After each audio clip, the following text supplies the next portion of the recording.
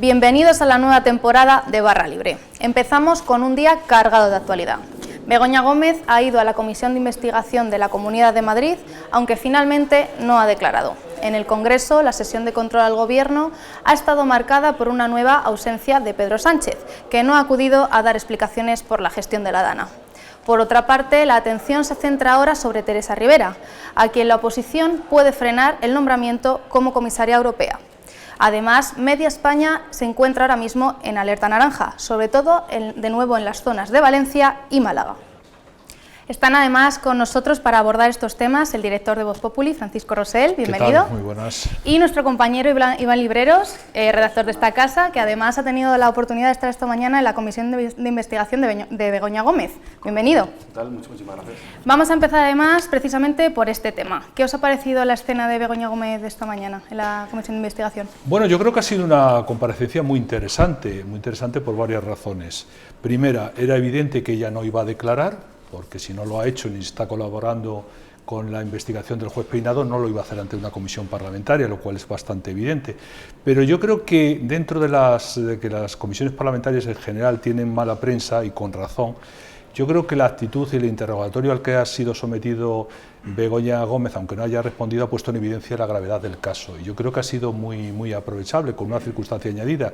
Si tú no ocupas el vacío lo ocupan otros, poniéndote delante del espejo de las irregularidades que se están produciendo, tanto en el caso de tráfico de influencias como en el de apropiación indebida, que son los dos delitos primordiales que le acusa el juez Peinado, y en ese sentido yo creo que está muy bien. Me ha parecido excelente la intervención de la representante del Partido Popular, que no ha hecho alegatos, sino ha ido a preguntas muy concretas, y luego lo que me ha parecido un poco, aunque era bastante evidente cuál iba a ser la actitud del Partido Socialista de tratar de reventar la comparecencia, y de hecho no querían que se leyeran las preguntas, dado que Begoña Gómez no iba a responder a ninguna de ellas, y luego lo sorprendente es, a mi juicio, lo de Más País, porque claro, decía continuamente sus apelaciones al servicio público de una universidad, y sin embargo no cuestionaba el uso privado que la propia Begoña Gómez había hecho de una universidad pública, como en el caso concreto de la Universidad Complutense. Desde ese punto de vista me ha parecido muy evidente, y coloca en una situación muy delicada a la propia Begoña Gómez, que en definitiva es el caso Sánchez, porque Begoña Gómez no hubiera podido hacer ese uso privado de las instituciones sin el consentimiento y la connivencia de su propio marido. Iván, de hecho tú has estado además en primera persona en la Asamblea. Cuéntanos cómo has visto la situación. Bueno, ha sido uno de los días con más expectación de estos últimos años. Ella ha llegado con un séquito gigante por parte de Presidencia del Gobierno por un lado, y varios diputados del PSM, de los que estaba Juan Lobato, que de verdad es el que ha jugado un papel... el que estaba más entre la espada y la pared, porque ha sido muy criticado durante estos últimos meses y le han obligado de este Ferraz para hacer de guardaespaldas de ella durante todo el día de hoy. Por parte del Partido Popular tenían bastante claro, que como bien ha comentado Paco, que no iba a responder absolutamente nada, pero sí que me ha parecido que su actitud durante toda la comparecencia, ha sido 20 preguntas por parte del Partido Popular, en el que le han preguntado por todo. Globalia, cómo llegó a esa cátedra, su relación con Javier Hidalgo, si se han reunido dentro de la propia sede de la Moncloa, y creo que el gran beneficiado de todo esto yo creo que ha sido la propia Isabel Díaz Ayuso, que es quien ha levantado toda esta comisión, aunque no ha estado hoy, que también es un punto muy a su favor que no se haya implicado políticamente estando hoy en la foto, porque creo que no era el día. Pero veremos a ver, porque esta investigación tiene que llegar hasta el mes de febrero del 2025 y no vamos a saber de qué más hilos van a poder tirar, porque toda la defensa que ha hecho el PSOE, que ha sido más que numantina, yo diría que ha sido obligada por el ideario que tiene Ferraz durante estos últimos meses. Y vamos a ver, pero bueno, en principio la situación judicial de Begoña, si no me confundo, estaba llamada a acudir ante el juez Peinado el próximo lunes, día 18, no lo va a hacer. El juez Peinado ya ha confirmado que no le retirará el pasaporte y que se irá para el G20, y la comisión me parece que en sus conclusiones lo único que pueda apuntar son responsabilidades políticas. En ningún caso va a haber ni ningún reconocimiento judicial, ni ninguna medida, ni nada por el estilo. Así que, bueno, por mi parte comentar que efectivamente Begoña, con su silencio, ha dicho más de lo que puede haber dicho contestando alguna de las 20 preguntas del PP y 10 de Vox. Bueno, es que lo que se depuraban, lógicamente, y se van a depurar en esta comisión son responsabilidades exclusivamente políticas, como no tiene...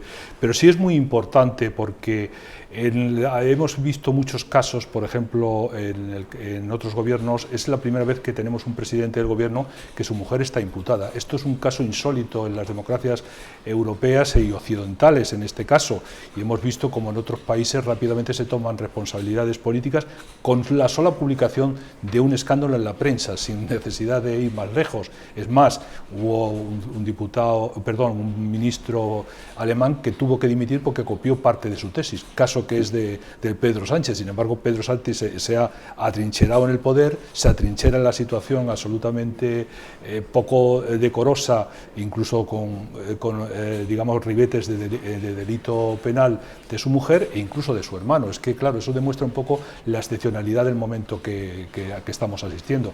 Y esta comisión de investigación de la Comunidad de Madrid tiene interés en el sentido también, no solamente porque ese silencio efectivamente ha sido bastante explícito por parte de Begoña Gómez, sino por los testimonios tanto de la interventora como del propio rector de la Universidad de Complutense, en el que no ha sabido responder a algunas de las preguntas claves, dada la situación de excepcionalidad de una cátedra en el que, y de unos máster que la propia Begoña Gómez, dada su falta de cualificación y, digamos, de titulación, no podría asistir ni como alumna de los mismos, ¿no? Esa es una situación que no ha podido justificar el propio rector en el interrogatorio que han hecho las fuerzas políticas representadas en la Asamblea de Madrid, ¿no?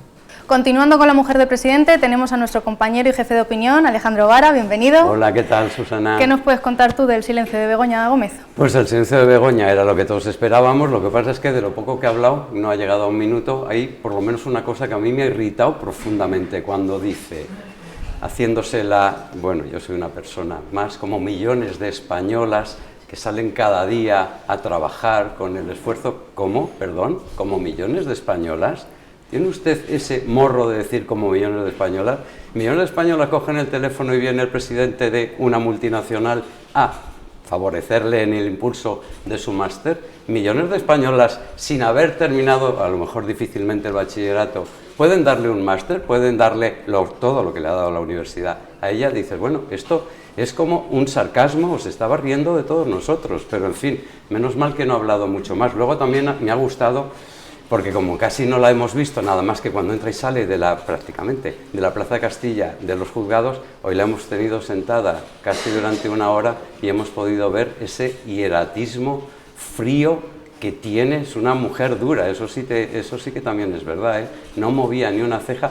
Quiero decir que la hemos conocido más íntimamente, llevamos hablando de ella hace 8 meses y prácticamente no la habíamos visto, de modo que yo creo que, hombre, lo que habéis comentado aquí sí que es verdad que este asunto jurídicamente no tiene ninguna validez, pero sí que solo ver el repaso que le han dado a su trayectoria, sobre todo las intervinientes, las diputadas del PP y de Vox, recordándole a la cara lo que nadie le ha dicho, seguro que ni le han dicho en Moncloa, ni en el partido, ni seguramente su familia, solo por eso ha merecido la pena la comparecencia de hoy. Yo con eso me doy por satisfecho.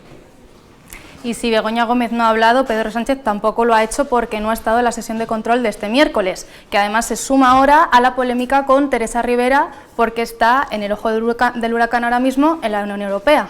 ¿Qué podemos esperar de este escenario? Bueno, el presidente del gobierno está huido del Parlamento. En la práctica, siempre que es miércoles está fuera, con lo cual dijo que no iba a gobernar con el Parlamento, sino incluso en contra del Parlamento, y lo está escenificando cada día, es decir, se está saltando sistemáticamente las sesiones de control. Hoy hemos contado que tenía tiempo suficiente para haber vuelto de la cumbre del cambio climático, que ha sido una reunión de segundo orden, que no han ido los grandes estadistas mundiales ni europeos, prácticamente a él le ha servido para vender lo del cambio climático como gran mantra que le permite eludir sus responsabilidades directas en la catástrofe de la Dana en Valencia. y bueno, y se ha saltado otra sesión más, la próxima se la volverá a saltar y prácticamente, bueno, al Senado dice que no va porque no le trata bien la oposición, como si la oposición tuviera que tratarle bien al jefe de gobierno, esa es la razón, y en el Congreso de los Diputados, que se lo está saltando sistemáticamente, han mandado pues al ministro de Política Territorial, que es un ministro para todo, al que no se le puede pedir responsabilidad directa porque no ha gestionado nada, a diferencia del propio presidente, que tenía una responsabilidad de haber declarado el estado de emergencia en grado 3 y por tanto que hubiera permitido el rápida intervención del ejército. Por el contrario, lo que hizo es, si necesitan ayuda que me lo pidan, un gesto absolutamente de desprecio cuando era una responsabilidad del gobierno. No ha estado la vicepresidenta Teresa Rivera, que tiene responsabilidades tanto en lo que tiene que ver con la EMED, con la cuenca hidrográfica del Júcar, aparte de la labor de prevención, y el propio ministro del Interior, que hemos sabido que ha aprovechado, de pronto reconoce el estado de emergencia y es para colocar y prolongar la vida laboral de un colaborador directo, el responsable del DAO de la Policía Nacional. Es decir, volvemos un poco a la estrategia del COVID, es decir, aprovechar una emergencia nacional para acaparar más poder e introducir medidas absolutamente discrecionales. Sí, es un presidente a la fuga, es que nunca está donde tiene que estar y además ya últimamente se está él labrando su propio cliché. No sé si eso le va bien o no, yo creo que no, pero él sabrá lo que hace. No comparece en el Parlamento, como dice el director, o sea, es que le tiene una tirria feroz a que le pregunten y sobre todo a dar respuestas, no comparece en las sesiones importantes y ya luego la fuga en Paiporta le va a marcar todo su gobierno, todo su perfil. No se puede ser cobarde. Si eres presidente del gobierno no puedes huir, si estás ahí, estás y te quedas, ya no puedes salir corriendo, sobre todo si se queda el rey y si se queda hasta el propio Mazón, que ahí cumplió como un señor. Y él no puede salir corriendo y luego se excusa en que si me han dado con un palo, si no me han dado, ¿de qué me estás hablando? Es usted el presidente del gobierno en el momento más terrible que ha vivido esa zona, esa comunidad en el último siglo y más allá. Por lo tanto, presidente a la fuga, escasa valentía. Yo creo que la cobardía no se valora mucho en política y este país muchísimo menos. Te diría que incluso a lo mejor se puede ser ligero con el dinero ajeno, se puede ser, a lo mejor se le perdona, pero el tema de la cobardía te pasa factura. Esa historia lo va a pagar. Es que además, como se puso de manifiesto el contraste, su actitud absolutamente de escapar, de pegar la espantada al modo de Cagancho en Almagro, del propio presidente, el contraste con el gesto que tuvo de aguantar a pie firme del rey. Es decir, ese constante es tan extraordinario.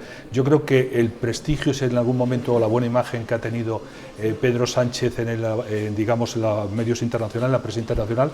Ha habido dos portadas, la portada de Economist cuando dijo que estaba dispuesto a aferrarse al poder incluso a costa de destruir las instituciones, eso lo marcó por un lado, y esta portada y que ha abierto muchos telediarios en el que se ve un presidente que sale huyendo y el que aguanta ahí a pie firme es el rey. Esa escapada, esa huida difícilmente puede ser tolerable por los ciudadanos. Imaginemos por un momento que a Pedro Sánchez le hubiera tocado estar en el Banco Azul el 23F a diferencia de Adolfo Suárez. No quiero ni suponerlo, donde se habría tirado al suelo y no hubiera hecho frente al propio Tejero, ¿no? Eso yo creo que efectivamente le va a pasar una factura alta y sobre todo habla de una cosa muy importante. Sánchez es fuerte con los débiles y débil con los fuertes, y entendiendo como fuertes a aquellos a los que le debe el poder y a los que ha comprado su permanencia en el poder, entiéndase los independentistas, entiéndase los bildutarras y otras fuerzas políticas. Siguiendo con la DAN, además, Mazón mañana declara ante las Cortes Valencianas. ¿Qué esperamos de esa declaración?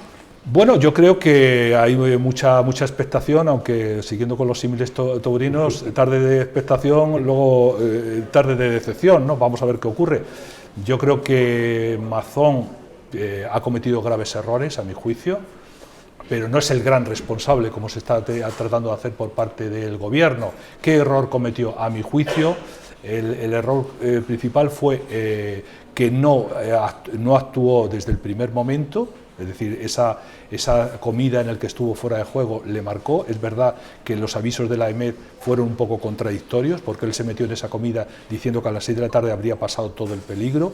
Los datos de la cuenca del Júcar tampoco fueron precisos, porque realmente donde se produjo fue en el arroyo del Pollo, fue donde se produjo esto y no fue donde avisó la esta, pero tenía una responsabilidad de haber actuado desde el primer momento. Y luego tuvo una equivocación a mí importante, que es el jueves, cuando acude Pedro Sánchez a Valencia, él hace una declaración absolutamente desatentada, cuando dice que le agradece a Pedro Sánchez el esfuerzo que ha hecho, la cercanía, etcétera, etcétera, cuando un par de horas antes se había reunido también en Valencia, que había acudido allí el presidente del Partido Popular, Alberto Núñez Feijóo, y Alberto Núñez Feijóo dijo que Sánchez tenía que haber declarado, como era su obligación, el estado de emergencia 3, por dos razones. Una, por la gravedad de la dana que se había producido en Valencia y porque afectaba a varias comunidades autónomas. Entonces no entendí que después del alegato que había hecho 2 horas antes, digamos, el propio Mazón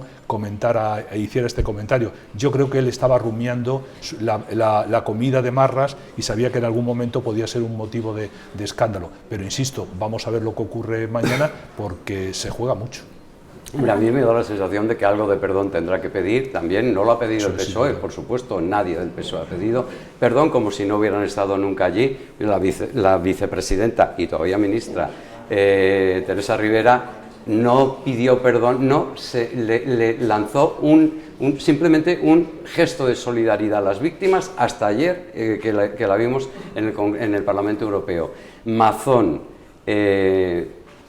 yo creo que políticamente tiene muy poco futuro. A Sánchez le conviene que siga Mazón. Cada vez que aparece Mazón en escena, todo el mundo se acuerda, sobre todo en la Comunidad Valenciana, se acuerda de todo lo que ha pasado, porque han conseguido transmitir de que es el único responsable. Es mentira, porque no es el único responsable, y es cierto, es verdad que hubo algunos despistes importantes, serios, graves, pero también, oye, ¿y dónde estaba el ejército? ¿Y dónde estaba Margarita Robles? ¿Y dónde estaba Marlaska? ¿Quién retenía en los cuarteles a las fuerzas que podían haber ayudado a los valencianos?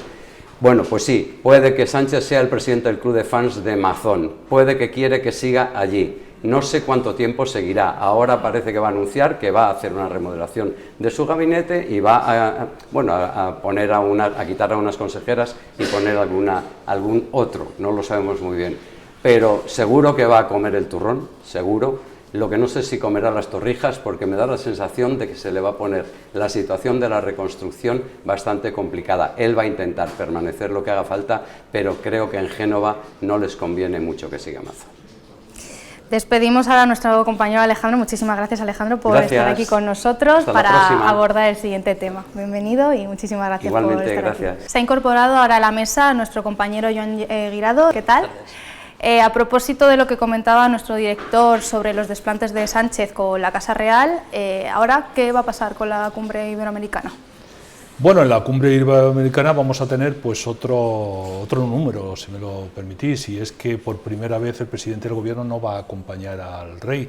El rey ya ha sufrido varias vejaciones por parte del gobierno, algunas de ellas que le han obligado ni siquiera a acompañarle un ministro, cosa que nunca había ocurrido, y nos encontramos en esta circunstancia. En cualquier caso, el rey yo creo que está haciendo en este momento una tarea ejemplar. Se suele decir con razón que el rey reina pero no gobierna, y es verdad. Muchas veces se le echa en cara al rey que gobierne, que tome decisiones con respecto a algunas decisiones que no comparten los españoles, ¿no? Pero el rey no puede gobernar como pretende cierta derecha, pero contrariamente a lo que pretende cierta izquierda, sí reina. ¿Y cómo reina? Pues con el ejemplo. El rey tomó una decisión cuando conoció la terrible dana de Valencia, estaba en Canarias, y dijo que mostró su cercanía a los valencianos y anunció que mandaba a miembros de la Guardia Real a que atendieran. Eso obligó al propio gobierno a actuar y a hacer un despliegue mayor del ejército que no se había producido. Y luego estuvo a pie firme el sábado durísimo, el sábado de difuntos en Paiporta, y de un ejemplo extraordinario, porque el rey sí si tiene algo que hacer o cuál es su papel, es como cabeza de la nación, es estar cerca del sufrimiento de la gente, y allí lo demostró.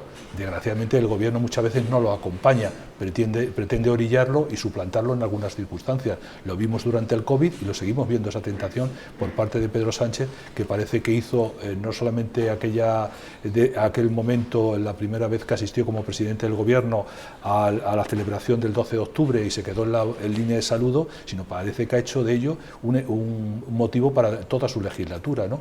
Y yo creo que el rey, en cambio, pues otra vez va a ir a una cumbre iberoamericana si la compañía del presidente del gobierno. Joan, tú que conoces bien la Casa Real, ¿cómo ves esto?